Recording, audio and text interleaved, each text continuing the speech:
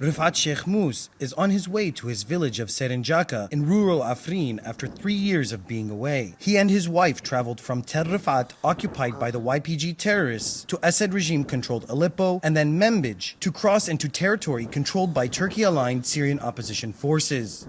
I was in YPG areas. Living there is not a life, whether it was in regime areas or Tal Rifat. I felt like I couldn't breathe. When I was there, I kept saying to myself that I would explode if I didn't go home to breathe the air, take care of my property and my olive trees. Nebihuri, more commonly known as Cyrus, was the capital of multiple ancient civilizations since early Roman times. Turkey finished renovating the ancient site in 2020 after it was left in ruins by the YPG terror group.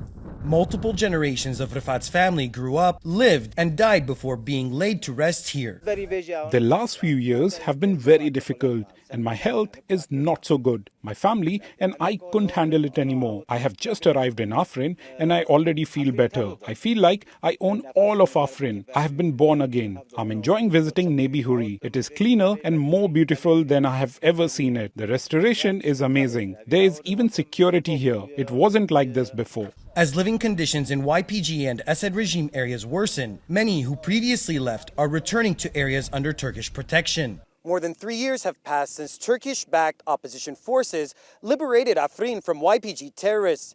Hundreds of families are returning and finding busy markets, public services, and a region full of life. Going back to a home they never thought they would see again is something like a dream for this family.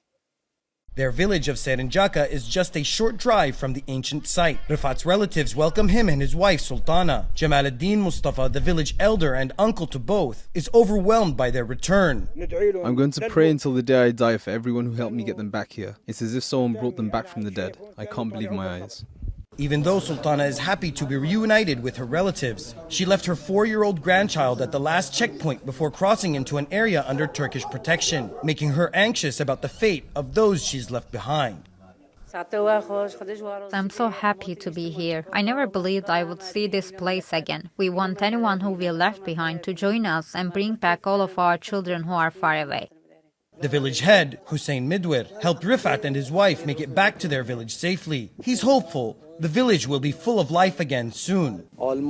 We have village residents in Germany, in Turkey and other places. There are normally 900 families in this village. There were only 10 families before they came, so now they're back, we have 11. Our wish is that everyone who's had to leave would return. We have no problems here at all. All the villagers agree that people like Rifat and his wife, who don't abandon their heritage and land, are the reason their community continues to thrive in the shadow of ancient ruins. Obaidahito, TRT World, Afrin, Syria.